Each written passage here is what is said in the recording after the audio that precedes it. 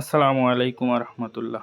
আলহামদুলিল্লাহ, আজকে আপনাদেরকে লেয়ার খামারের ঠোঁট কাটা বিষয় নিয়ে আলোচনা করব। আলহামদুলিল্লাহ, আমার একটা খামারে আজকে আমরা লেয়ার মুরগির পুলেটে ঠোঁট কাটলাম।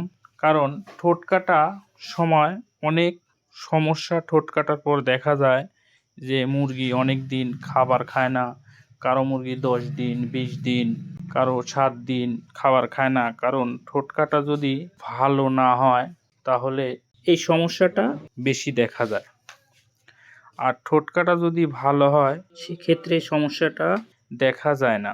আপনারা যারা লেয়ার মুরগির ঠোঁট কাটবেন সবসময় খেয়াল রাখবেন, একটা ঠোঁট কাটতে পারে এরকম ভালো একটা এক্সপার্ট ঠোঁট কাটতে পারে এরকম এক্সপার্ট ঠোঁট কাটার লোকদের ঠোঁট কাটবেন, তাহলে দেখবেন এই প্রবলেমগুলো সাধারণত দেখা যায় না। অনেকেই ঠোঁট ভালো কাটতে পারে না, হয়তো বা নতুন কাটা শিখছে, তারা ঠোঁট কাটতে আসলে দেখা যায় ঠোঁট অনেক সময় কাটতে লাগলে মোচড় মারে, ভেঙে যায়, নষ্ট হয়ে যায়। দেখেন এই মুরগিটার ঠোঁট কাটাটা অনেক সুন্দর হয়েছে, কোথাও ভাঙেনি, কিছু হয়নি এবং রক্ত পর্যন্ত বের হয়নি।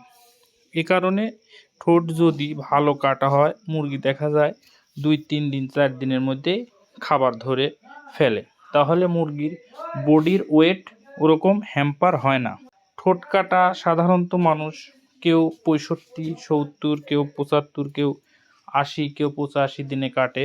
সাধারণত 70 দিনে যদি ঠোঁট কাটেন দেখবেন ঠোঁট কাটাটা অনেক সময় ঠোঁটটা ভালো হয়। কিন্তু যখন 90 দিন বয়স হয়ে যায় তখন ঠোঁটটা অনেক পুষ্ট হয়ে যায়, অনেক শক্ত হয়ে যায়, কাটতে সময় অনেক সময় মুরগির সমস্যা দেখা দেয়। কারণ যখন মুরগিটা অনেক দিন খায় না সে সময় আপনার দেখা যাবে যে মুরগির বডিতে ওয়েট হ্যাম্পার হচ্ছে। দেখেন এই মুরগিটার ঠোঁটটা কাটা এত সুন্দর হয়েছে যে একটু রক্ত বের হয়নি। আমি টিপ দিয়ে ধরতে, অনেক সময় মুরগির ঠোঁট কাটার সময় খেয়াল করতে হবে যেন মুরগির ভিতরে একটা জিহ্বা আছে, জিহ্বাটা যেন মুরগির না কেটে যায়। যদি কোনো কারণবশত জিহ্বাটা কেটে যায় তাহলে দেখবেন ওই মুরগি বেশি দিন বাঁচবে না, মারা যাবে। এ কারণে খেয়াল রাখতে হবে কোনোভাবেই মুরগির জিহ্বা না কাটে। আজকের মতো এ পর্যন্তই, দেখা হবে অন্য কোনো ভিডিওতে।